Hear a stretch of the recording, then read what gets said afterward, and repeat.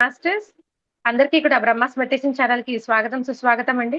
ఈ జూమ్ కి విచ్చేసిన ఉన్నతాత్మ స్వరూపులందరికీ కూడా నా యొక్క హృదయపూర్వక ఆత్మ ప్రణామాలు మాస్టర్స్. అలానే ముందుగా మనందరి జగద్గురు అయిన బ్రహ్మశ్రీ సుభాష్ పత్రి సారి కూడా అనంతకోటి ఆత్మ ప్రణామాలు తెలుపుకుంటూ చక్కగా వారిని కూడా ఈ యొక్క జూమ్ సెషన్ లోకి ఇన్వైట్ చేసుకుందాం. Thank you. ఎంతో చక్కగా మనము ఒక్కొక్క మాస్టర్ ద్వారా అద్భుతమైన జ్ఞానాన్ని తెలుసుకుంటూ ఉన్నాము. ఈ రోజు ఆ ప్రయాణంలో జ్ఞానం అందించడానికి మనతో పాటు ఈశ్వరయ్య సార్ గారు బీచ్పల్లి నుంచి మనకు జూమ్ సెషన్ కి విచ్చేసి ఉన్నారు మాస్టర్స్.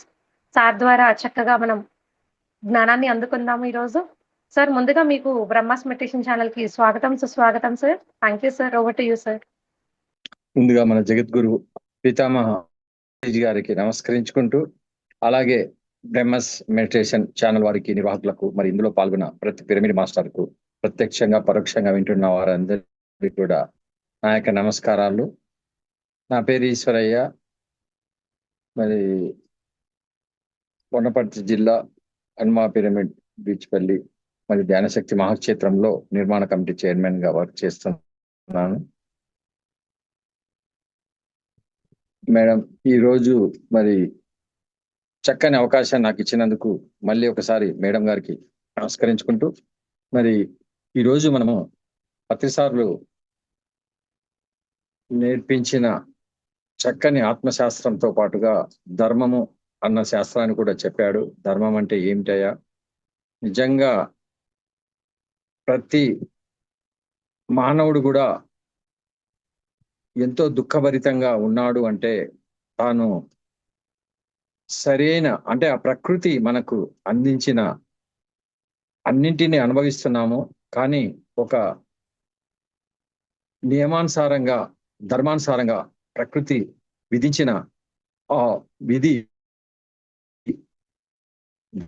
ధర్మానుసారంగా మనం నడుచుకుంటే, అది తెలుసుకొని నడుచుకున్నట్టయితే వారి జీవితము ఆనందంగా, అది తెలియక అస్తవ్యస్తంగా జీవించిన వారి జీవితము దుఃఖభరితంగా, ప్రతి నిమిషము క్షణం క్షణం ఒక నరక ప్రాయంగా జీవిస్తూ ఉంటాడు.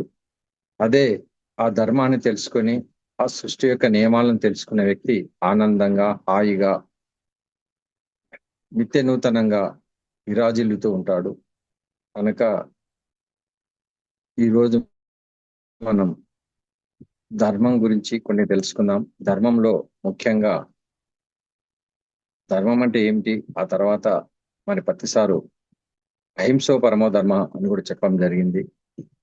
మరి ధర్మో రక్షితో రక్షిత అన్నది మన సనాతన ధర్మంలో ఎప్పటి నుంచో చెప్పబడింది, మనందరికి కూడా తెలుసు. ప్రతి మానవుడికి కూడా ధర్మో రక్షిత రక్షిత అన్నది మరి తిరుపతి వెళ్ళినప్పుడు పెద్ద అక్షరాలతో అక్కడ నేను చదివాను మొట్టమొదటిగా అక్కడ చూసినప్పుడు. కానీ అప్పుడు మనకు ధర్మం అంటే ఏంటో తెలియదు, కానీ అది చూసినప్పుడు చాలా హ్యాపీ, ఆనందం అనిపించింది. ఎవరైతే ధర్మాన్ని రక్షిస్తారో వారి చేత రక్షించబడిన ధర్మము తిరిగి వారిని రక్షిస్తుంది అన్నది గురుముహత తెలుసుకోవడం జరిగింది. మరి ప్రపంచంలో రకరకాల ధర్మాలు ఉన్నాయి, కోకొల్లోలుగా ధర్మాలు ఉన్నాయి, పుంకాలుగా ధర్మాలు ఉన్నాయి. మరి ప్రతి ఒక్కరూ ధర్మ యొక్క విశ్వరూపము తెలుసుకొని మరి ఆ విశ్వరూపంలో ఎప్పుడైతే ఆచరిస్తామో, ఆ విశ్వం యొక్క అనుసంధానంగా ఉంటామో, అప్పుడు మనము ఇందాక చెప్పుకున్నట్టు చక్కని ధర్మ మార్గంలో ఉన్నట్టు, చక్కని ఆ భగవంతుని యొక్క నియమాలలో మనం విస్తారంగా ప్రతి క్షణం జీవిస్తున్నట్టు. అంటే ఇందులో అసలు ధర్మం అంటే ఏమిటి? మరి ధర్మం కన్నా ఈ గొప్ప పదం లేదు. గౌతమ బుద్ధుడు మరి ధర్మ చక్రాన్ని పరివర్తనం చేశాడు. ప్రతి మనిషికి కర్తవ్యాలు ఉంటాయి, ధర్మాలు ఉంటాయి. ధర్మం లేకపోతే అధర్మం ఉంటుంది. మరి అధర్మము మరి అభాగ్యాన్ని, ధర్మము సౌభాగ్యాన్ని పరంపరంగా మనకు కలిగిస్తాయి. ఎక్కడ ధర్మం లేదో అక్కడ అభాగ్యం, ఎక్కడ ధర్మం ఉందో అక్కడ సౌభాగ్యము ఉంటుంది. మరి సౌభాగ్యానికి వ్యతిరేక పదమే అభాగ్యము. మరి భాగ్యం కావాలంటే ధర్మంలో ఉండి తీరాలి. మన జీవితంలో అభ్యుదయం కావాలన్నా, మనము ప్రతి పదం అంటే ప్రతి పంతంలో సౌఖ్యంగా ఉండాలన్నా మళ్ళీ ఆనందం అష్ట ఐశ్వర్యాలతో అంటే దుఃఖరహితంగా ఏది కావాలన్నా అది మనకు సృష్టికర్త అందియడానికి సిద్ధంగా ఉన్నాడు. మరి ఆ శుభప్రదమైన భాగ్యాన్ని పొందాలి అంటే ఖచ్చితంగా ధర్మం ఆచరించాలి. మరి ఆ భాగ్యమే ఆ పంథాలో దొరుకుతుంది, ఆ ధర్మంలోనే మనకు దొరుకుతుంది. మనకు భాగ్యం కావాలి, సౌఖ్యం కావాలి అన్నప్పుడు ధర్మంగా ఉండాలి. అభాగ్యం వద్దు, దౌర్భాగ్యము వద్దు. మరి భాగ్యం ఎక్కడి నుంచి వస్తుంది అంటే ధర్మం నుంచే వస్తుంది. ధర్మం నుంచే ఆ భాగ్యం ఉద్భవిస్తుంది. విత్తనంలో నుంచే చెట్టు వచ్చినట్టు ధర్మంలో నుంచే భాగ్యం వస్తుంది అని జగద్గురు పితామహ పత్రిజీ గారు చెప్పడం జరిగింది. ధర్మం లేని చోట భాగ్యం ఉండదు. మరి ధర్మం ఎక్కడ ఉంటుందో అక్కడ భాగ్యం ఉంటుంది. మనకు భాగ్యం కావాలి, మనం భాగ్యవంతులు కావాలి. మరి అంటే మరి ఆ భాగ్యం అనేది ఆకాశం నుంచి విడిపడదు. మరి దేవుడు ఎవరికి భాగ్యాన్ని వారికే కల్పించాడు. మరొకరు ఆ భాగ్యాన్ని ఇవ్వడానికి వీలు లేదు. నిజానికి దేవుడు ఇస్తాడా భాగ్యము అంటే మనకు ఆ నియమాలు ఏవైతే ఉన్నో ఆ ధర్మం నుంచే ఆ భాగ్యం మనకు కలుగుతుంది. అది సృష్టి ధర్మం. మరి ధర్మం అంటే సరైనది అని అర్థము, సరికానిది అధర్మము. ఏది సరి అవునో అది ధర్మము, ఏది అయితే సరికాదో అది అధర్మము. మరి సరైన దానిలో ఉండడము ధర్మంలో ఉన్నట్టు లెక్క, అధర్మంలో ఉన్నట్టు. మరి ఇప్పుడు ప్రతి విషయంలో సరైనది ఏమిటో తెలుసుకోవాలి, మరి సరికాని ఏమిటో తెలుసుకోవాలి. మనం జీవించే విధానంలో ఏ పని చేసినా చించినా, ఎందులో ఉన్నా, ఎవరితో ఉన్నా, ఎక్కడ ఉన్నా, మరి అది ఎప్పుడైతే ఆ సృష్టి నియమానుసారమో ఆ ధర్మానుసారమో మనము సరిగా జీవిస్తామో మన జీవితం కూడా ఆనందపరంగా, అత్యంత సుఖభరితంగా, ఆత్మ ఉల్లాసంగా, ఎంతో హాయిగా ఉంటుంది. సంగీత్ అంటే ఇక్కడ మనం ముఖ్యంగా కొంత చెప్పుకుంటే, ఇద్దరు మాట్లాడుకున్నప్పుడు కానీ, 10 మంది కూడినప్పుడు కానీ, మరి నిల్చున్నప్పుడు కానీ, కూర్చున్నప్పుడు కానీ, నిద్రపోతున్నప్పుడు కానీ, వంట వండుతున్నప్పుడు కానీ, భోజనం చేస్తున్నప్పుడు కానీ, చనిపోతున్నప్పుడు కానీ, పుట్టినప్పుడు కానీ, రాజుగా ఉన్నప్పుడు కానీ, ఎమ్మెల్యేగా ఉన్నప్పుడు కానీ, ఒక ప్రైమ్ మినిస్టర్ గా ఉన్నప్పుడు కానీ, సరైనది ఏదో తెలుసుకొని చేయడమే ధర్మము, సరికానిది చేయడము అధర్మము. మరి ఏ పని చేస్తున్నప్పుడు అందులో ధర్మం ఏంటి, అధర్మం ఏంటి అని క్షుణ్ణంగా తెలుసుకొని ఆ నియమానుసారంగా ఆ క్రమశిక్షణతో మనము, ఇప్పుడు నేను ఒక సబ్జెక్ట్ చెప్తున్నాను, అందులో శ్రద్ధగా విన్నప్పుడు ఆ శ్రద్ధతో వింటే అక్కడ చెప్పిన పదాలేంటి, అందులో ఏమి మనకు అది అర్థమవుతుంది, మరి ఎక్కడి నుంచి అది ఎవరు చెప్పినది ఎలా చెప్పబడుతుంది అన్నది విన్నప్పుడు, శ్రద్ధ పెట్టినప్పుడు ఆ శ్రద్ధ నుంచే మనకు అంటే అధర్మం కాకుండా అక్కడ ధర్మంలో ఉన్నప్పుడు అది బుద్ధుడు మనకు అష్టాంగ మార్గంలో కూడా చక్కగా చెప్పాడు. ఏమని అంటే సరైన దృక్పథాలు, సరైన మరి కోరికలు, సరైన కర్మలు, సరైన జీవన వృత్తి, సరైన వ్యవసాయ శైలి, సరైన శ్రద్ధ, సరైన ఏకాగ్రత, అందులో పాటుగా చివరిగా సరైన ధ్యానము అని కూడా చెప్పడం జరిగింది. గౌతమ బుద్ధుడు 8 సరైనదిగా చెప్పాడు, 8 ధర్మాలు చెప్పాడు. నిశ్శబ్దము అంటే మరి శబ్దం లేకుండా ఉండాలని చెప్పాడు. అది ధ్యానం అంటే ధ్యానంలో ఉండాలి. నిశ్శబ్దం అంటే నోటితో ఏ శబ్దం చేయకూడదు, చేతులతో ఏ ఏ ధ్వని కూడా చేయకూడదు, ఏ ధ్వని ఉండకూడదు, అది నిశ్శబ్దం. మరి ధ్యానం అంటే మనసులో ఏ ఆలోచన ఉండకూడదు, మరి ఎలాంటి ఆలోచన లేని స్థితినే శూన్యాతి శూన్యములో ఉన్నప్పుడే మరి ధ్యానములో ఉన్నట్టు లెక్క. నిశ్శబ్దము అంటే శబ్దం లేకుండా ఉంటే నిశ్శబ్దం అన్నట్టు. ఏ ఆలోచన లేనప్పుడే మనకు ధర్మంలో ఉన్నట్టు. నేటి నవయుగంలో మనం ఆచరించి తీరాల్సిన మరి ధర్మాలలో అన్నింటికంటే ముఖ్యమైన ధర్మము ధ్యాన ధర్మం. మరి మరి ధ్యానమహా చక్రాలు ఎన్నింటినో పత్రిజీ గారు ఆవిష్కరించాడు. అన్నిటికంటే అత్యుత్తమమైనది, మన అందరికీ ఆనందాన్ని హాయినిచ్చేది మరి ధ్యానం. ధ్యాన ధర్మం అన్నిటికంటే గొప్పది. ఇది మన అందరికీ తెలుసు. అది లేని జీవితము నరకప్రాయము. మరి జీవనానికే అది ఒక ముళ్ళ దారి అవుతుంది ధ్యానం తెలియని, ధ్యాన స్థితిలో లేని వారికి. దుఃఖభరితంగా ఉంటుంది. మరి ఆనందభరితంగా ఉండాలంటే ధ్యాన ధర్మం అనేది చాలా చాలా చాలా ముఖ్యం. ప్రతి ఒక్కరు ధ్యాన ధర్మంలో ఉండి తీరాలి. ప్రతిరోజు పిరమిడ్ మాస్టర్ ఎప్పుడు ధ్యానం చేస్తూనే ఉంటారు. మన శక్తి అదే, మన బలం అదే, మన భాగ్యం అదే, మన సంతోషం అదే, మన ఆనందం అదే. మరి ధ్యాన ధర్మం తర్వాతే మిగతా ధర్మాలన్నీ కూడా. అవి గుర్తుంచుకోవాలి. ఎవరికైతే ధ్యానం తెలియదో, ధ్యాన ధర్మం అంటే తెలియదో వారు మనకు అభాగ్యులు. దుఃఖంలో ఉన్నట్టే లెక్క. డబ్బు లేనివాడు అభాగ్యుడు కాదు, ధ్యానం లేనివాడే అభాగ్యుడు. ప్రతి మానవుడికి కష్టాలు ఉంటాయి. మరి కష్టాలు లేని వారు ఎవరు ఉండరు కూడా. ఆ కష్టాలు పోగొట్టుకోవడం అంటే మరి కేవలం ధ్యానం వల్లనే జ్ఞానం, జ్ఞానం వల్లనే ముక్తి అని ప్రతిసారి పదే పదే చెప్పడం జరిగింది. మరి ధ్యాన ధర్మంలో జీవించాలి. అందుచేత మనం జీవిస్తూ మన అందరి చుట్టుపక్కల ఉన్న వాళ్ళను, మన బంధువులను, మన ఇంట్లో వాళ్ళను ఎప్పుడైతే ధ్యాన ధర్మంలో ఉంటామో ధ్యాన ధర్మమే మనల్ని రక్షిస్తుంది. మరి మనము ధ్యాన ధర్మాన్ని రక్షించాలి. ఆ ధర్మమే మనల్ని కాపాడబడుతుంది. రకరకాల ధర్మాలు ఉన్నాయి. మనం ముందుగా ముఖ్యంగా మొట్టమొదటిగా మనకు కావాల్సిన ధ్యాన ధర్మం గురించి కొంత చెప్పుకున్నాం. అన్నింటికంటే ఉత్తమమైనది ధ్యాన ధర్మం.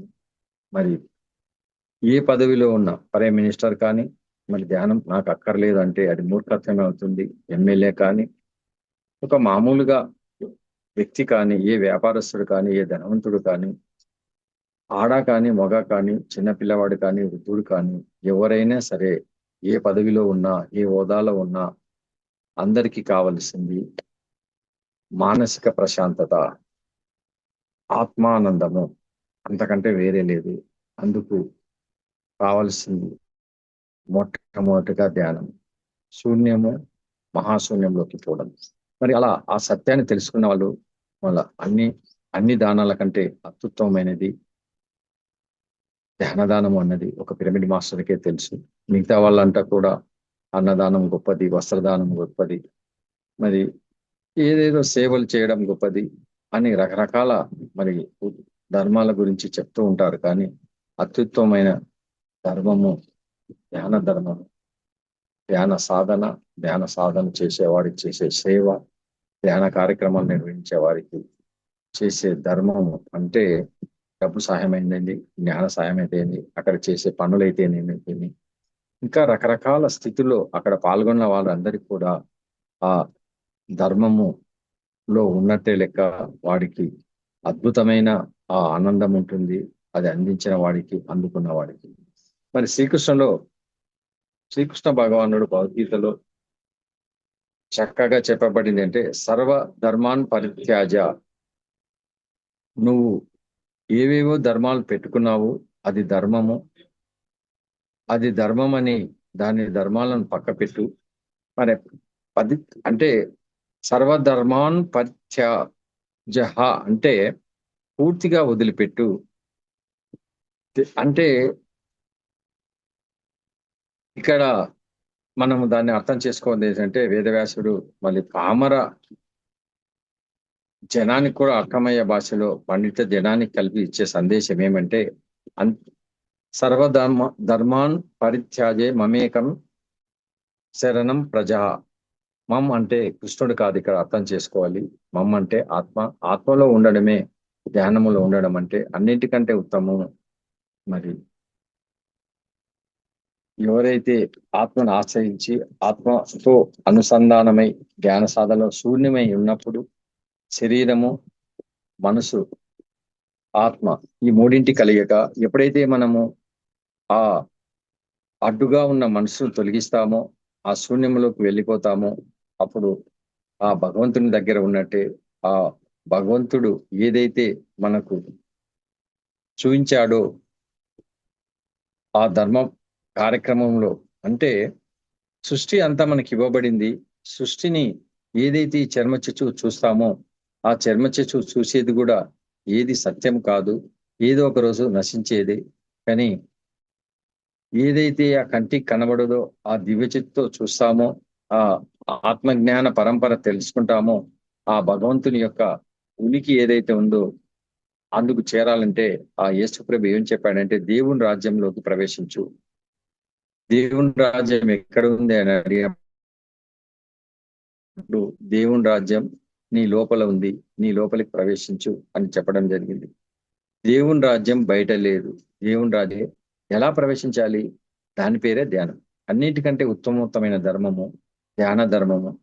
దేవుని రాజ్యము మరి శరణు కోరుకోవడం అంటే అక్కడ మనము ఆ ఉనికిలో ప్రవేశించడము.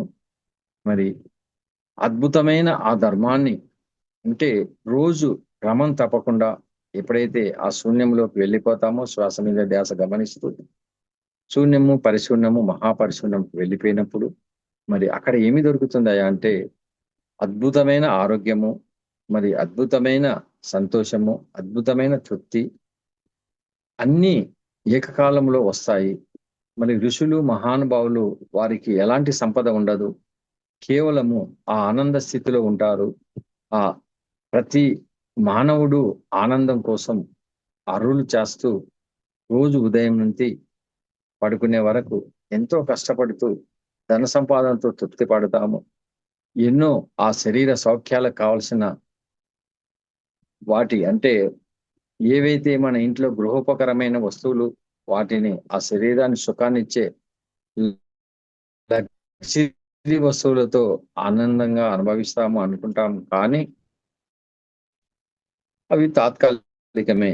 ఏదో ఒక రోజు మన శరీరంలో దానికి కావలసిన జబ్బులు చేసినప్పుడు మన మానసికంగా, శారీరకంగా ఎన్నో రకాలుగా ఈ శరీర దేహానికి వచ్చే ఆ దుఃఖ భరితమైనప్పుడు దాన్ని భరించడము ఆ మానవుడి తరం కాక రకరకాలుగా గుళ్ళు, గోపురాలు, ఇంకా ఎవరు ఏమి ఎక్కడ మనకి దీనికి తగ్గిస్తారో, నయం చేస్తారో, మనను ఆనందంగా ఉంచుతారో అని వెతకలాట జరుగుతుంది. కానీ ఈ జ్ఞానం తెలిసినవాడు, ఆ భగవంతుని ఉనికిని తెలుసుకున్నవాడు, పత్రిజీ గారి మహానుభావులు చెప్పిన ఏదైతే ఉందో అది ఆచరించిన వారు, అంటే ఆ గురువులు సూచిస్తారు, ఆ పని చేయమంటారు, చేయవలసింది తెలుసుకున్న వ్యక్తి, శిష్యుడి యొక్క ధర్మము, ఆ ధర్మంలో ఆ భగవంతుడు చూయించాడు. అంటే ఎవరైతే మనకు ఆ చక్కని ఆనందాన్ని కావలసిన రీతిలో మనం ప్రసాదించుకోవడానికి మార్గాన్ని చూయించారో ఆయన చెప్పిన దాన్ని ఆచరించాలే కానీ మరి ఆయన పాదాలను పట్టుకొని ఏదో ఫోటో పెట్టుకొని మరి దానికి అగరొత్తులు ముట్టించి దండలు వేసి ఏమేమో చేస్తే అక్కడ నీకు ఎలాంటి ఆ భగవంతుని స్థితి లభించదు. నీకొచ్చిన ఆ అనారోగ్యము, మరి దుఃఖము, అసంతృప్తి అవన్నీ కూడా పోవడానికి వీల్లేదు. కేవలం నీకు నీవుగా సాధించుకోవాలి.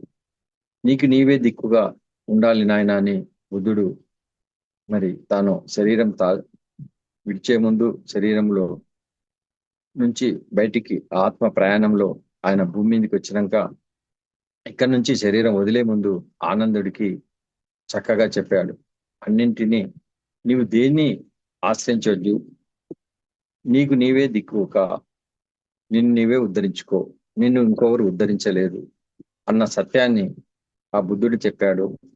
మరి శ్రీకృష్ణ భగవానుడు కూడా ఆ వేదవ్యాసుడు రచించిన ఆ భగవద్గీతలో ఉద్ధరేనాత్మానాత్మానమని నిన్ను నువ్వే ఉద్ధరించుకోవాలని చెప్పాడు. పత్రిజీ గారు కూడా అదే చెప్పాడు. అన్నింటికీ మూలము ధ్యానము. ఏ సమస్య వచ్చినా ఎక్కడికి వెళ్ళినా ఆయన అన్ని చెప్తూ చివరిగా ధ్యానం చేయవయ్యా అన్ని పోతాయి అని చెప్పేవారు.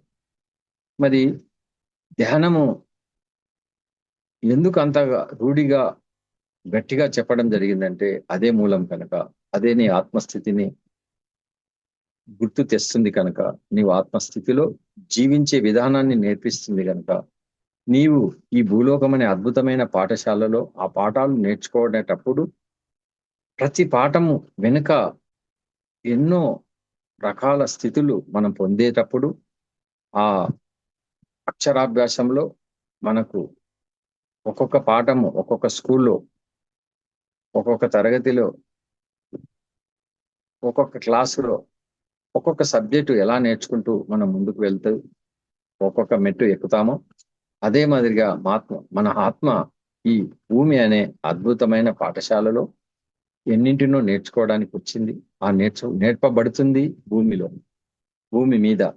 మనం వాటిని సవ్యంగా చక్కగా నేర్చుకుంటున్న విద్యార్థులం కనుక విద్యార్థి దశలో మరి శ్రమ పడాలి, దానికి కావలసిన సమయం ఇవ్వాలి. ఎన్నో జన్మలు తీసుకొని వచ్చాము.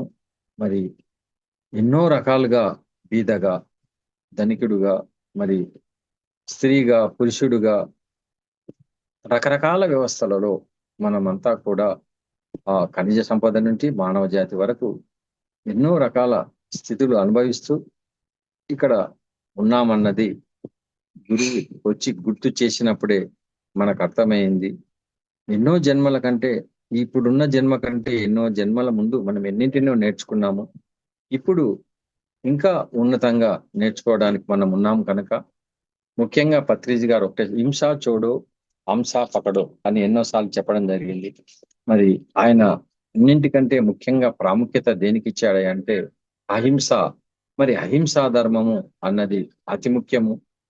ఎలాగైతే మన ధ్యాన ధర్మంలో ఉంటూ ధ్యానం చేస్తూ ఉంటామో, మరి ధ్యానానికంటే సార్ ఎన్నోసార్లు చెప్పడం అండి, ధ్యానం కంటే ముఖ్యమైనది అహింస. ఏ జీవిని హింసించరాదు, మరి ఏ ప్రాణిని ఎప్పుడు కూడా మనము హింస చేయడం అనేది మన డ్యూటీ కాదు. మరి చేతల ద్వారా కానీ, ఆలోచనల ద్వారా కానీ, మాట ద్వారా కానీ ఇలాంటి హింస అన్నది చేయకూడదు అన్నది పత్రిసారు ఎన్నోసార్లు చెప్పడం జరిగింది. ముఖ్యంగా ఇప్పుడు అహింసా ధర్మం కూడా మనం చెప్పుకుందాము. మరి హిమాలయాలు ఉన్నాయి, ఎన్నో పర్వతాలు ఉన్నాయి, ఒకదానికంటే ఒకటి పెద్దది, కానీ అన్నింటికంటే పెద్దది ఎవరెస్ట్ శిఖరం. మరి ఇక్కడ ధ్యాన ధర్మము ఉంది. ధ్యాన ధర్మం తర్వాత మరి ఏ ధర్మము పెద్దది అంటే అన్ని ధర్మాలలో మొట్టమొదటి ధర్మము, అత్యుత్తమైన ధర్మము ధ్యాన ధర్మం అయితే, రెండవ ధర్మము హింసా ధర్మము అని జగద్గురు పితామహ మరీ చెప్పడం జరిగింది. ఈ రెండు ధర్మాలు ఉన్నాయి, ఒకటి స్వధర్మము, రెండు పరధర్మము. మన పట్ల మనము ధర్మంగా ఉండాలి, మన పట్ల మనము సరిగా ఉన్నదాన్ని స్వధర్మము అంటాము. మరి పరుల పట్ల సరిగా ఉండడం అన్నది పరధర్మము. మరి స్వధర్మంలో ఒకటే ఉంటుంది, పరధర్మంలో అనేకంగా ఉంటాయి. మనతో మనము నిర్వహించే విధానములో, వ్యవహరించే విధానములో ఒకటి ఉన్నది, దాని పేరు ధ్యానం. మరి పరులతో ఉన్నప్పుడు ఎన్నెన్నో ఉంటాయి, వాటన్నింటికంటే ముఖ్యమైనది మరి అహింస. హింస చేయకపోవడము పరధర్మంలో. మరి అహింస అన్నది అతి ముఖ్యము అన్నది, అహింసో పరమో ధర్మ అని మనకు వేదాలలో మరి సనాతన ధర్మంలో చక్కగా చెప్పబడింది. అంటే ఇంకొక ప్రాణి పట్ల హింస చేయకపోవడము, అది హింస చేస్తే అధర్మం అవుతుంది, హింస చేయకపోతే మరి ధర్మము అవుతుంది. మరి అహింసో పరమో ధర్మ అంటే ఇది ప్రతి ఒక్కరు తెలుసుకోవాలి. మనమంతా పత్రిజారి ముఖతః తెలుసుకున్నాము. అంతకుముందు చాలా హింస చేసేవాడిని నేను, కానీ నా కుటుంబంలో ఉన్న బంధుమిత్రులంతా కూడా మరి అది ఎందుకో అంటే గతంలో మన పెద్దలు చెప్పలేదు, మన అంతకంటే వాళ్ళ పెద్దలు చెప్పలేదు. సమాజంలో అందరూ ఆ హింస పట్ల ఆ కోడిని, మేకను చంపి అది అందులో రకరకాల వంటకాలు చేసి ఆ రుచి అన్న దానికి మాయలో పడి అక్కడ అదే సత్యము అంటే ఆ ఆహారమే మనం తీసుకోవాలి అన్నట్టుగా మనం జీవించినాము గతంలో, నేను నా వరకు. కానీ ఎప్పుడైతే పత్రిజీ పరిచయమైందో, అహింస గురించి చెప్పిండో, మరి ఏ కోడిని ఏ మేకను చంపరాదు అన్నప్పుడు నిజంగా అప్పుడు ఉన్న బుద్ధిమాంద్యము, అప్పుడున్న ఆ మాట తీరు, మరి అప్పుడున్న ఆలోచన తీరు, అది మానినంక ఉన్న ఆలోచన తీరు చాలా తేడా అయింది. అందుకనే అహింసా పరమో ధర్మం అని పాటించే వాడికి తెలుస్తుంది. అప్పుడు గత జీవితం ఏమిటి, ఇప్పుడున్న పరిస్థితి ఏమిటి. మరి కనుక ప్రతి ఒక్కరు తెలుసుకోవాల్సింది, మనమంతా ప్రతి పిరమిడ్ మాస్టర్ తెలుసుకున్నారు. మళ్ళీ తెలుసుకున్నట్లు ఉన్నాము. మరి ఇంకా తెలపవలసింది చాలా ఉంది. మరి మనము 2 ధర్మాల గురించి చెప్పుకున్నాము. 2 ధర్మాలు ఉన్నాయి. ఒకటి తనపై తన స్వధర్మము, రెండోది పరధర్మము. పరధర్మంలో అన్నింటికంటే ముఖ్యమైనది అహింస. ఏది హింస చేయరాదు. మరి హింస అనేది శారీరకము అందరు అంటుంటారు. మరి దానికి ఇందాక చెప్పుకున్నట్టు మానసిక హింస కూడా హింసయే. మరి మానసిక హింస మరి చాలా అది ఒక మనిషిని మృత్యు వరకు తీసుకెళ్తుంది. కనుక శారీరక హింస ఒక ఒక వ్యక్తి ఇంకొక వ్యక్తిని చంపడం, ఒక ప్రాణిని ఇంకొక ప్రాణి తీయడం అవుతుంది. మానసిక హింస మాటల ద్వారా మరి తను రకరకాలుగా హింసాత్మకమైనటువంటి మనసులో వచ్చే ఆ తిట్లు మరి చేయడం ద్వారా అప్పుడు ఏమైతుందంటే అవతలి వ్యక్తి ఎంతో క్షోభకు గురై తన ప్రాణాన్ని తీసుకున్న ఈ సంఘటనలు మనం రోజు టీవీలో అయితేమి, పేపర్లో అయితేమి రకరకాలుగా చూస్తూ ఉంటాం. మనసు చేసే మాయలో పడి ఆ వ్యక్తి మీద ద్వేషం పెంచుకొని, లేదా ఇంట్లో అయితేనేమి, బయట వారితో అయితేమి, ఇంట్లో ఒక కుటుంబంలోనే ఎన్నో రకంగా కలతలు రావడానికి కూడా మానసిక హింసనే. కనుక మరి గౌతమ్ బుద్ధుడు ఇక్కడ ఒక చిన్న ఉదాహరణ గౌతమ్ బుద్ధుడు చెప్పినది ఏముంది అంటే, మరి ఎన్నో తిట్లు తిడుతూ ఉంటారు మనకు సరిపడని వాళ్ళు. అక్కడ గౌతమ్ బుద్ధుడిని ఏమైందంటే భిక్షాటనకు వెళ్ళినప్పుడు మరి ఆయన చూస్తే పెద్ద ఆజానుభావుడు. ఆయన చాలా శరీరము బలిష్టంగా ఉంది. మనిషి చాలా ముఖతః చాలా అందంగా ఉన్నాడు. మరి ఎందుకు ఆయన అలా భిక్షాటన చేస్తున్నాడు అన్నది అక్కడ ఆ వీధిలో ఉన్న ఆ వ్యక్తికి తెలియదు. తెలియక ఆయన చూసినప్పుడు మనిషిని చూస్తే బాగా దుఃఖలాగా ఉన్నావు, చాలా బలంగా ఉన్నావు, ఏ పని చేసైనా బ్రతకొచ్చు కదా, ఇలా ఈ భిక్షాటన చేస్తూ ఆ భిక్ష పాత్ర పట్టుకొని ఇల్లు అడుక్కోవాల్సిన అవసరం ఏమొచ్చింది అని బండబూతులు తిట్టాడు. చాలాసేపు తిట్టాడు. అప్పుడు ఆయన వెంట ఉన్న శిష్యులకు చాలా ఉద్రేకము, కోపము, చెప్పరాని బాధ, ఆవేశము అన్ని వచ్చి ఆ తిట్టున్న వ్యక్తిని ఏమైనా చేయడానికి సిద్ధమయ్యాడు. అప్పుడు ఆ బుద్ధ భగవానుడు వాళ్ళందరినీ వారించి ఆయన తిట్టిన తిట్లన్నీ శ్రద్ధగా అవి తిట్టేది అయిపోయిన తర్వాత ఓపిక పట్టుకొని ఉన్నాడు. ఆ తర్వాత అయిపోయింది అన్నట్టుగా అలసిపోయాడు. ఆ తర్వాత ఆయనను ఒక పదంగా మాట్లాడాడు బుద్ధ భగవానుడు. అయ్యా స్వామి, అంతా బాగుంది కానీ నాకు నీ దగ్గర ఒక పావలా ఉంటే ధర్మం చెయ్యి అన్నాడు. అప్పుడు ఆ వ్యక్తి నీ బతుకుకు ఈ పావలా కంటే ఎక్కువ ఇంకేం లేదు అని చెప్పి తనతో ఉన్న ఆ పావలా ఇయ్యడానికి పోయాడు. అప్పుడున్న కాలంలో అప్పుడున్న వ్యవహారంలో పావలాలు అణాలు అవే ఉన్నాయి. మరి ఆ పావలా ఇస్తూ ఉంటే బుద్ధుడు ఆగు ఆగు నాయన, ఇది నాకు అవసరం లేదు, ఏమొద్దు అన్నప్పుడు అప్పుడు అనుకున్నాడు, నీ ఈ పావలా కూడా నీకు వద్దు అనుకుంటే అది కూడా నాకు మహాభాగ్యం అని చెప్పి నీకు ఇది కూడా ఇవ్వడము తప్పే అని తీసుకొని ఆ పావలాన్ని తిరిగి ఆయన జేబులో వేసుకున్నాడు. అప్పుడు బుద్ధ భగవానుడు మరి చక్కగా ఆయనతో ఒక మాట చెప్పాడు. ఏమనంటే, అయ్యా, నీవు ఇందాక నన్ను ఎంతగానో నీ నోటికొచ్చిన పదాలన్నీ వాడావు, దూషించావు. మరి నేను శ్రద్ధతో, నీ ఓపికతో మీరు చెప్తున్న పదాలన్నీ కూడా, నీ ముఖ కవళికలన్నీ గమనించాను. కానీ నేను నీ ఇచ్చిన పావలా ఎలా తీసుకోవాలి? ఇప్పుడు నీకు పావలా నాకు ఇయ్యనికపోయినప్పుడు నీవేం చేశావంటే, నాది నేను తీసుకున్న జేబులో వేసుకున్నాను అన్నాడు. అదే మాదిరిగా నేను నీ పావలాలను ఎట్లడో తృణీకరించానో, ఎలా తీసుకోలేదో, నీ తిట్లు అన్నింటినీ కూడా నేను ఒక్కటి కూడా స్వీకరించలేదు. అప్పుడు ఏమవుతుంది అంటే అవి నీకే చెందుతాయి కనుక నీ తిట్లతో నాకు ఎలాంటి సంబంధం లేదు అని చెప్పడం జరిగింది. అంటే ఇక్కడ మనం కూడా మన ఇంట్లో వాళ్ళైతేమి, సమాజంలో అయితేనేమి, ఎంతో మంది ఎన్నో రకాలుగా ఏదో వాళ్ళకు మన మీద మన తప్పే ఉండొచ్చు, వాళ్ళ తప్పే ఉండొచ్చు. కానీ ఆ తప్పును సరిదిద్దుకునే అవసరం ఏమంటే సరిదిద్దుకోవాలే తప్ప, ఆ తిట్టును స్వీకరించి మన జీవితంలో, మన మనసులో క్షోభ అనుభవించి, ఆ పడరాని బాధపడి, ఆ ఆ రోజు అశాంతం, ఆ రోజు మొత్తములో కూడా చాలా అస్తవ్యస్తంగా, దుఃఖభరితంగా గడపడం అనేది మనం స్వీకరించిన తిట్టును బట్టి ఉంటుంది. అందుకనే అవతలి వ్యక్తి ఎవరైనా సరే, ఏమైనా సరే, మనము ఆ మాటలను పట్టించుకోకూడదు. ఎందుకయ్యా అంటే, నీ లోపల మార్పు ఏదైనా సరి చేసుకోవాలి అన్నప్పుడే స్వీకరిద్దాము. సరి చేసుకోవాలి అన్న పదాన్ని మాత్రమే స్వీకరించాలి. మిగతా విషయాలతో నీకు సంబంధం లేదు.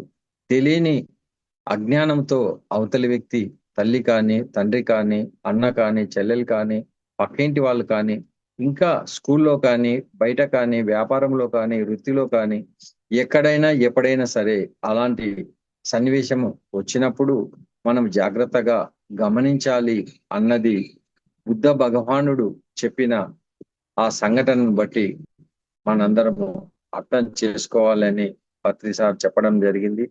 మరి మళ్ళీ మానసిక హింసను మనము చాలా జాగ్రత్తగా ఇంకొకరికి మీద ప్రయోగించకూడదు. మన మీద మనం కూడా అది స్వీకరించరాదు అన్నది గొప్ప విషయము. మరి మనల్ని ఏమైనా ఎవరైనా అనని, అది నిబ్బర శక్తితో, ఒక అద్భుతమైన జ్ఞానంతో, ఆ పదాల వల్ల నాకేమైనా ఉపయోగం ఉందా అన్నది ఎరకతో ఉన్నప్పుడు చాలా మార్పు మన లోపల రావడం జరుగుతుంది. కనుక 1,00,000 తిట్లు తిట్టని మనకేమి సంబంధం ఉండదు.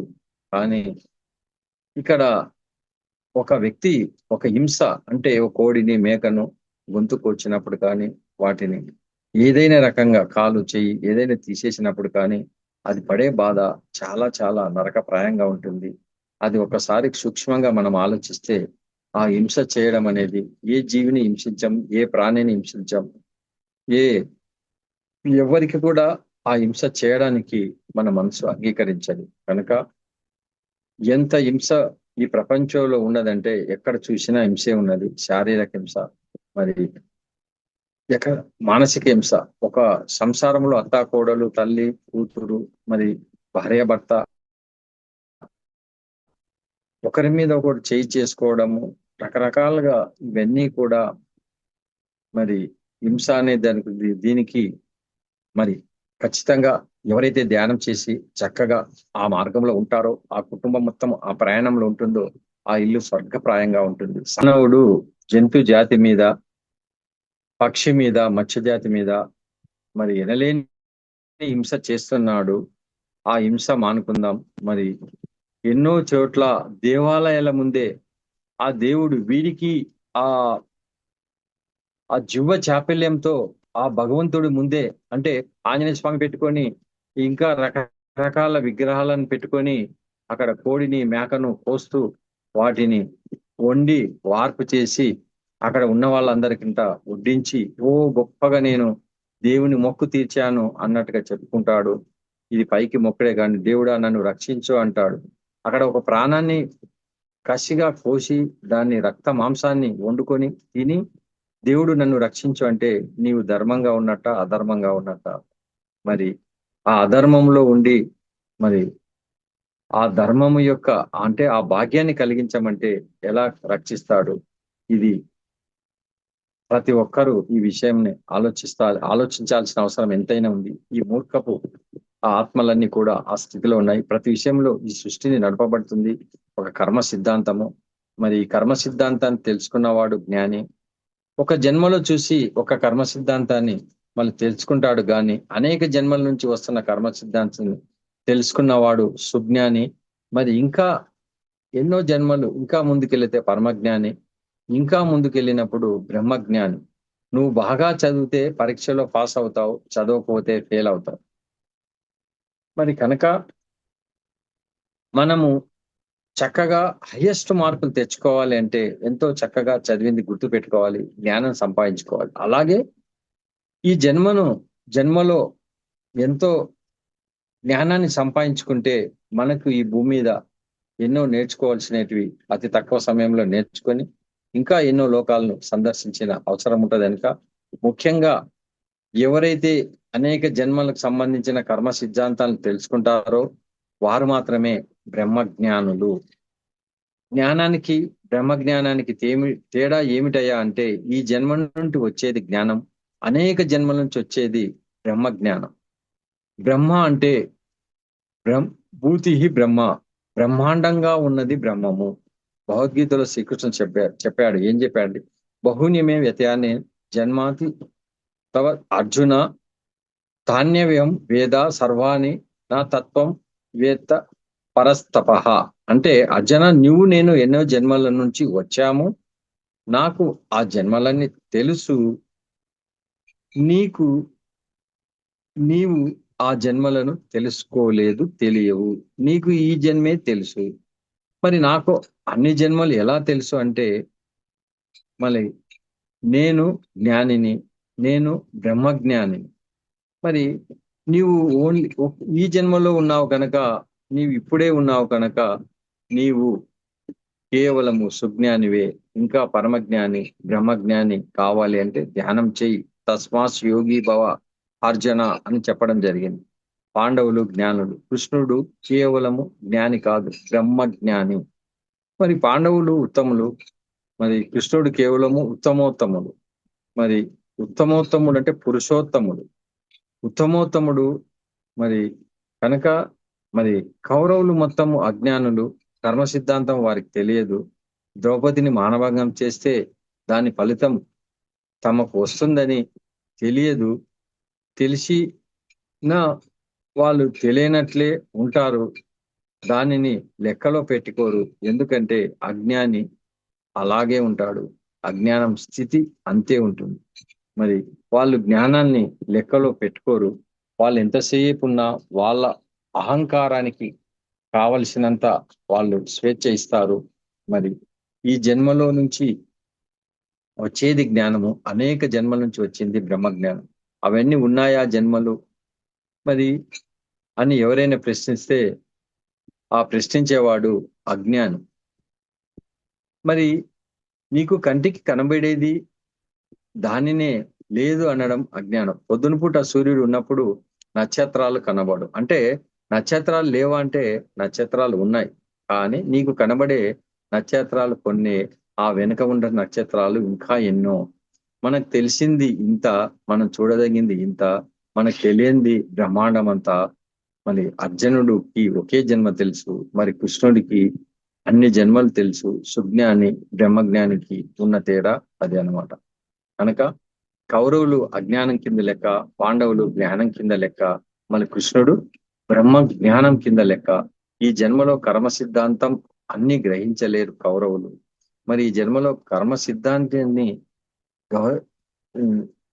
మరి తెలుసుకున్నారు కేవలం పాండవులు ఈ జన్మకు మాత్రం. కానీ అనేక జన్మల నుంచి వచ్చిన కర్మ సిద్ధాంతాన్ని బ్రహ్మజ్ఞానాన్ని తెలుసుకున్నవాడు కృష్ణ భగవానుడు. మరి ఈ జన్మ నుండి అనేక జన్మలు పోవడం అన్నదే మార్గమే ధ్యానము. మరి అనేక జన్మల గురించి తెలుసుకోవడానికి వాడవలసిందే మనం చక్కగా చేయవలసింది కావలసింది ధ్యానము. మరి భగవద్గీత చదివితే జ్ఞానము రాదు, గత జన్మలు తెలియవు.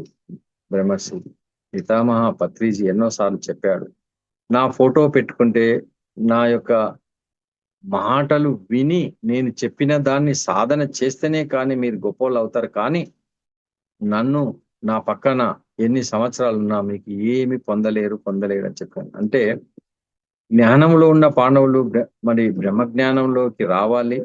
మరి కృష్ణుడిలా ఒక్కొక్క మెట్టు ఎదగాలి అంటే తప్పక చక్కగా ధ్యానము, స్వాధ్యాయము, సజ్జన సాంగత్యము, ఆచార సాంగత్యము చాలా చాలా చాలా చాలా ఇంపార్టెంట్ అది. మరి 1 గంట 2 గంటలు కాదు, 4 గంటలు, 5 గంటలు, 6 గంటలు ఎంత ఎక్కువ ధ్యానం చేస్తే అంత ఆ భగవంతుని దగ్గర ఉన్నట్టు అని చెప్పడం జరిగింది. మరి మనకిక్కడ 3 రకాల వారి గురించి చెప్పుకున్నాం. 3 రకాల వారు అంటే పాండవులు లాంటి వారు, కౌరవులు లాంటి వారు, మరి ఎవరైతే ఈ హింసా మార్గంలో ఉండి మటను, చికెను రకరకాల ఆ రక్త మాంసాల తినేవాడై ఉంటాడో వాడంతా కూడా కౌరవులతో సమానం. మరి హింస మానేసి మంచి తనంలోకి వచ్చిన వారు ఎవరైతే ఉంటారో పాండవులతో సమానం. మరి హింస చేస్తే దానికి ప్రతిహింస వస్తుంది. ఎంత బాధలైనా పెట్టినా పాండవులు ఓర్చుకునే కానీ ప్రతిస్పందించలేదు. ఓర్చుకున్నారంటే కారణం ఏంటంటే వాళ్ళు మరి ఒక జ్ఞాన స్థితిలో ఉన్నారు. ఈ జన్మ యొక్క కర్మ సిద్ధాంతం తెలుసుకున్నారు కనుక విధి లేని సమయంలో ఆపద్ధర్మంగా మరి ఎంతో సార్లు పాండవులను చంపడానికి కౌరవులు ప్రయత్నించారు. అప్పుడు ఇక పూర్తిగా అన్నింటినీ చివరి ప్రయత్నంగా ప్రయత్నించినప్పుడు కృష్ణ భగవానుడు తప్పని పరిస్థితిలో యుద్ధాయ కృత నిశ్చయ అన్నాడు. అంటే అప్పుడు మాత్రమే అంటే వారి తప్పులకు మితిమీరిన తప్పులు అయినప్పుడు ఇక ఎవరు క్షమించే అవసరం లేదని అప్పుడు కృష్ణుడు చెప్పినప్పుడు పాండవులు యుద్ధానికి సిద్ధమయ్యి మరి అంతకుముందు 5 ఊళ్ళు ఇచ్చినా చాలన్నప్పుడు 5 కాదు 1 ఊరు కూడా మీకు ఏమని అధర్మంగా వాళ్ళు చెప్పారు.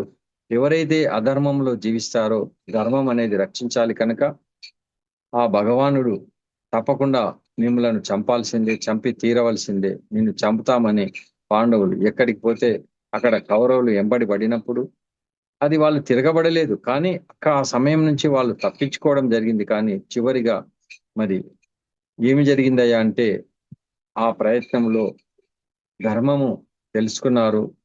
మరి అధర్మం ఓడిపోయింది, ధర్మం జయించింది. మరి స్వధర్మము నుంచి పరధర్మాన్ని వాళ్ళు పాటించారు.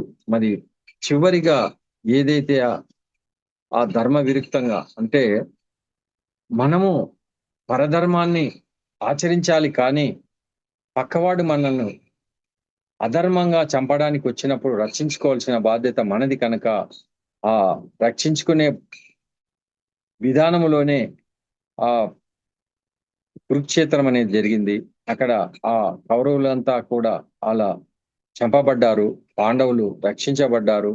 అది మనం అద్భుతంగా మహాభారతంలో ఎన్నో విషయాలు మరి ఆ భారతం యొక్క స్థితిగతులు తెలుసుకున్నాం కనుక మనము పత్రిజ్ గారు చెప్పినటువంటి 2 ధర్మాలు ఉన్నాయి. ఒకటి స్వధర్మము, రెండవది పరధర్మము. మొట్టమొదటిగా వీటన్నింటికి మరి మనం శరీరం కాదు ఆత్మ అన్న ఎరకలో ఉండాలి. ప్రతి పిరమిడ్ మాస్టరు ఆ స్థితిలోనే ఉన్నారు, ఆ ప్రయాణంలోనే ఉన్నారు. ఎవరైతే వారి కోసం వాళ్ళు అంటే వాళ్ళ ఆత్మ ఉన్నతి కోసం సాధన చేస్తూ తాను ఎదుగుతూ ఇతరుల ఉన్నత ఆత్మలకు ఇంకా వాళ్ళకి కావాల్సిన చేయూతనిస్తున్నారు. ఎవరికి ఎంత తెలిస్తే అంత చెప్పడం అనేది వారి స్వధర్మము. మరి తాను ఇంకా ఎదగడం కోసమే ఇతరులకు బోధిస్తూ ఇతరులకు ఎన్నో రకాలకు సహాయ సహకారాలు అందిస్తున్నవాడు పరధర్మంలో ఉన్నట్టు పరధర్మాన్ని చక్కగా ఆచరిస్తూ తన స్వధర్మంలో తను ఉంటూ ఎన్నో పిరమిడ్ క్షేత్రాలు వచ్చాయి, ఎన్నో శాకార ర్యాలీలు జరుగుతున్నాయి. ఎంతో అద్భుతంగా మరి జూమ్ సెషన్లు అయితేనేమి పిఎంసి ద్వారా ఈ మధ్య విశేషంగా ఎన్నో భాషలో మనకు అనువదించబడి అద్భుతంగా ఆ జ్ఞానాన్ని అందించడం జరుగుతుంది. ముఖ్యంగా ప్రతి వ్యక్తి తనకు ఆరోగ్యమే ముఖ్యం అనుకుంటూ ధ్యానంలోకి ప్రవేశిస్తాడు. ఆ తర్వాత ఆరోగ్యం అనేది చాలా సూక్ష్మమైన సమస్య అంతకంటే ముఖ్యంగా మరి బ్రహ్మజ్ఞానం కావాలి.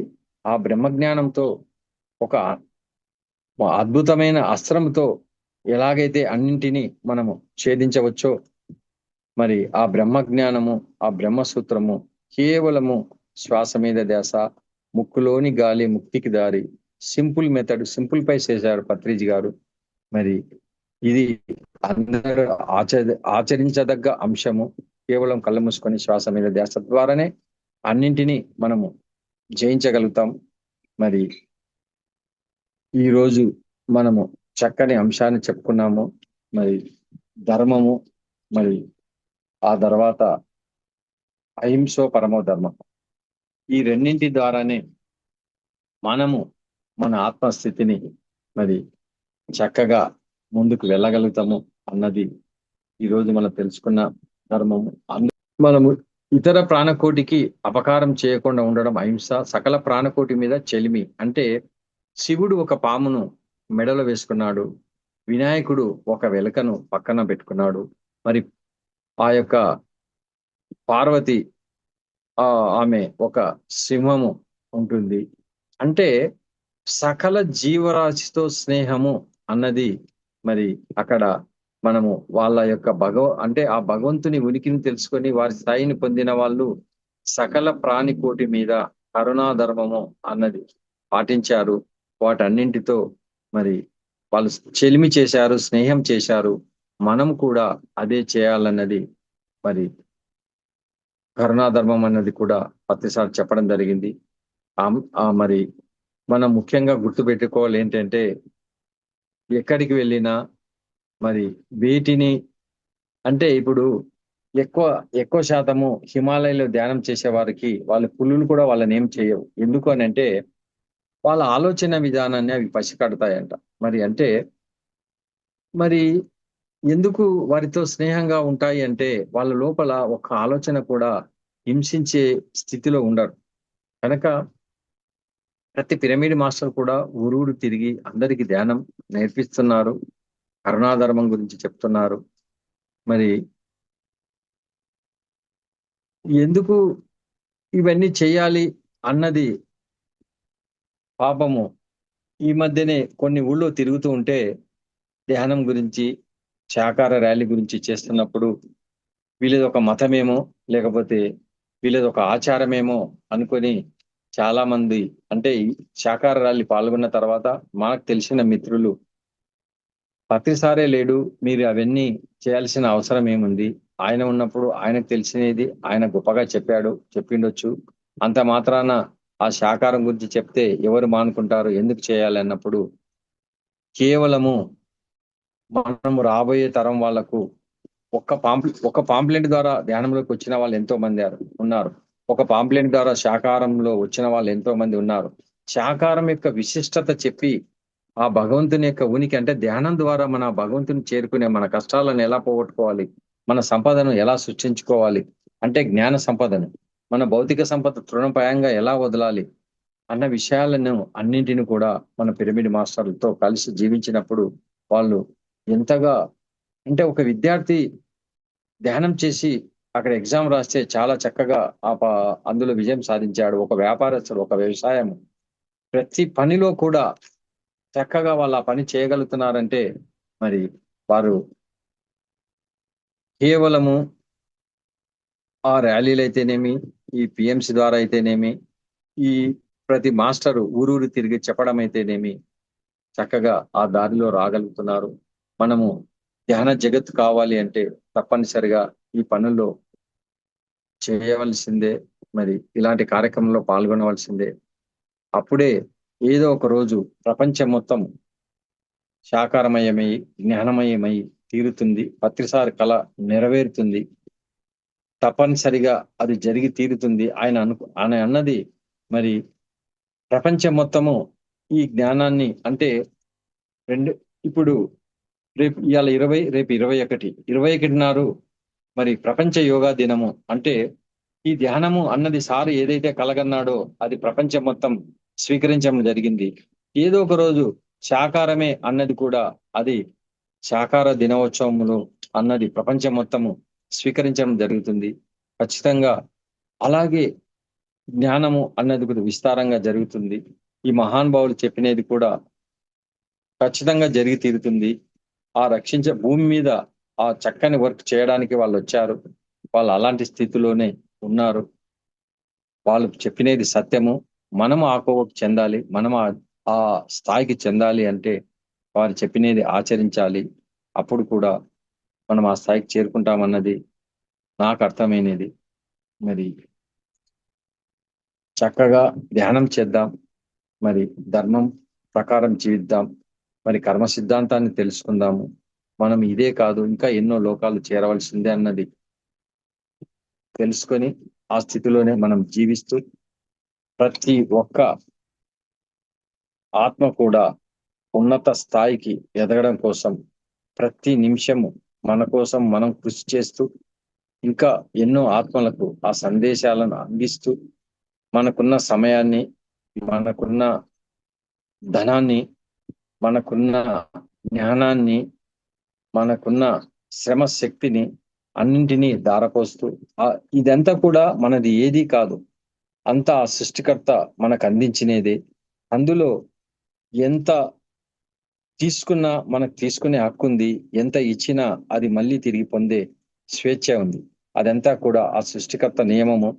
ఇస్తే పోతుంది అనేది ఏం లేదు. నీవు ఏం చేస్తే తిరిగి అది పొందుతాము అన్నది సత్యాన్ని తెలుసుకొని ఆ స్థాయిలో మనం జీవిస్తూ ఉంటే మనం నిత్య ఆనందంగా, హాయిగా, ఎంతో ఉల్లాసంగా ఈ పర్యటన అన్నది అంటే భూమి మీదకి వచ్చినటువంటి చక్కని ఈ విహారయాత్ర అద్భుతంగా జరిగి తీరుతుంది. ఆనందంగా ఇక్కడ విహరించుకొని మళ్ళీ పైలోకానికి వెళ్తాం. లేదా మళ్ళీ ఒక మాస్టర్గా మనకు ఆ పైలోక వాసులు పంపించినప్పుడు మనకున్న జ్ఞానాన్ని ఇంకా అందియడానికి భూమి మీదకి ఒక ప్రత్యేక అవసరాలలో రావడం జరుగుతుంది. అంటే ఈ పత్రిజీ గారు అయితేనేమి, ఇంకా యోగి వేమన్ అయితేనేమి, ఇంకా యోగానంద పరమహంస అయితేనేమి, స్వామి వివేకానంద, ఇలా స్వామి రామ, ఎవరైతే ఈ మహానుభావులంతా ఉన్నారో, రమణ మహర్షి అయితేనేమి, వాళ్ళంతా కూడా ఒక ప్రత్యేకమైన జన్మ తీసుకొని మనందరినీ విజ్ఞానవంతులు చేయడానికి వచ్చిన వాళ్ళే. మనం ఇక్కడ విజ్ఞానాన్ని పొంది ఆ స్థాయికి అందరము చేరుకొని మన అవసరాన్ని ఎక్కడ ఉంటే అక్కడ పని చేయడానికి సిద్ధంగా ఉంటాము. అప్పుడున్న ఆ కాల పరిస్థితుల్లో ఈ లోకంలో మానవ శరీరము, పైలోకంలో సూక్ష్మ సూక్ష్మ శరీరాలు ఎన్నో రకాలుగా తీసుకొని ఆ పని చేయడమే మన ధర్మము. ఆ సృష్టికర్తకు అనుకూలంగా ఉండడమే మన ధర్మం. కనుక ఈరోజు ధర్మం గురించి కొన్ని విషయాలు చెప్పుకున్నాము. మరి ఈ అవకాశాన్ని ఇచ్చిన బ్రహ్మాస్ మెడిటేషన్ ఛానల్ వారికి మరి ఒకసారికి ధన్యవాదాలు చెప్పుకుంటూ థ్యాంక్ యూ.